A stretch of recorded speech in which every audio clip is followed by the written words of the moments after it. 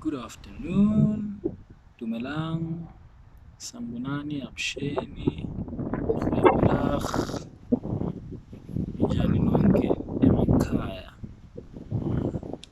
Guys, welcome back to the top line, where we typically talk about business, finance, macroeconomics, just generally things that make the world turn. Um, it's a Monday afternoon, sun is shining, got some good weather. It's a little bit breezy, a little bit windy, so I do apologize if the sound doesn't come through quite clearly. Um, and I normally do these things in one take. Um, I am quite busy, so sometimes I don't really have time for editing and so on. So I just normally just do it in one take and then just put it out there in the universe and yeah, let the audience sort of enjoy. So just today's topic I wanted to touch on is shares.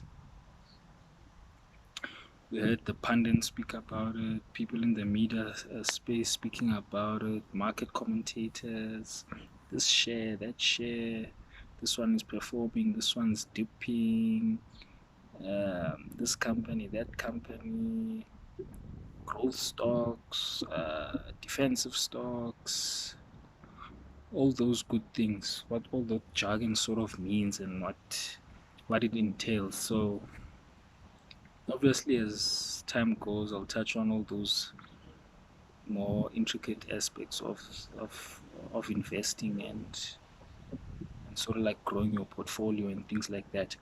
But for now I just want to touch on shares, which I believe it's one of the simplest asset classes to sort of understand. They're quite easily accessible, and when understood quite clearly, they do have the potential to make the said investor quite handsome returns. So, what are these? What are shares? So, shares are basically, in a nutshell, how I would personally describe them, a representation of part ownership in a particular business. Now, typically, what happens is an entrepreneur would start a business. The business would do some work for its clientele and get perhaps some small contracts here and there. I want to just give an example of maybe a trucking business. You've got a business, you've got a couple of trucks, you are moving goods from point A to point B and within a smaller defined region. As you scale your business and wanting to grow and you market it to the right people, word of mouth gets around that such and such logistics does some great work and we want to do some work with them. Perhaps maybe it's a mining company that sort of wants to award you a contract to transport perhaps coal from maybe say Mpumalanga, which is a landlocked province within South Africa for international viewers, all the way through to Richards Bay coal terminal. That's basically where the harbor is, where all the ships dock, and then the coal is then taken from there, put onto the ship, and then shipped off to countries far afield, which need our coal. It could be anyone from India, China, etc. But for you to do that piece of work, you now need additional trucks, bigger trucks, more specialized type of trucks. And it could be that you do not necessarily have the capital outlay to actually purchase those particular trucks and scale that business to where it needs to be. What you then do is you issue shares of your business, which is just one way of raising capital. There is also debt financing as well. That's another model, but another model is through equity.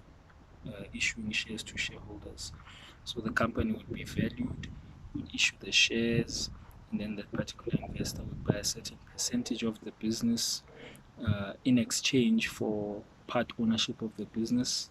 That finance that they've just injected into the business, you then use it to sort of purchase those trucks and fulfill your promise to your clients and be able to make good on that particular contract that you signed with your customers, and thus scaling the business. So that's one sort of typical example, and it could be in a listed space or listed on the Johannesburg Stock Exchange, or a non-listed space, which is typically your PTY LTDs. Those also do sort of issue shares.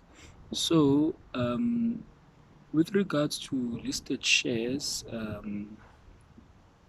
a company would normally list, they now list to the public, and the owners of the business would say, we are putting out perhaps maybe 60% of the business, the shares that constitute 60% of the business, we are gonna peg the price at X amount, which is your IPO, your initial public offering, and then put it into the marketplace, go on road shows, market the business, and let potential investors know that this sort of company that's interested in listing, this is the IPO, basically issuing a prospectus. So the document that they issue is called a prospectus. Then potential investors would then read that, and then they would buy into the IPO. The price would then go up and down depending on market conditions, etc. Now, in terms of those, what then typically happens is you have what we call underwriters. So these are your big financial institutions, could be your Goldman Sachs, it could be your JP Morgans, could be HSBC, just to name a few. These are what you call underwriters. So what these banks typically do is monitor the market on the day of listing and just check whether the shares are oversubscribed, undersubscribed. So oversubscribed is not so much of an issue. It just simply means typically first come, first serve, and those that were not able to get to buy into the business will be able to do so at a later stage once the existing investors do sell parts of their shares on the secondary market. Another thing that they guard against is undersubscription. So with undersubscription, it would mean there's not so much of an appetite for your shares as a business. And what then typically happens is the shares which were undersubscribed for, so for example, if that's 60%, you guys could only manage to sell off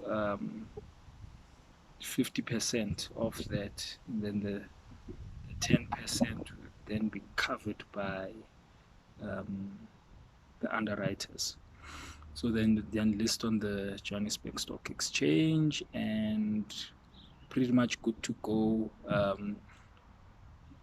Obviously, once you have sort of met all the predetermined listing requirements as a business, you need to have X amount in assets, you need to be liquid, you need to adhere to press releases, etc., etc. But by and large, that's what shares are, and I think I need to make a video after this one where I just describe or give you a little bit of insight on the first share that I bought.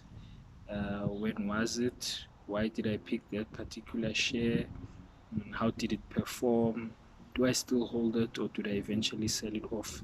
So yeah, I think that was quite informative. I don't like making videos longer than 10 minutes or so.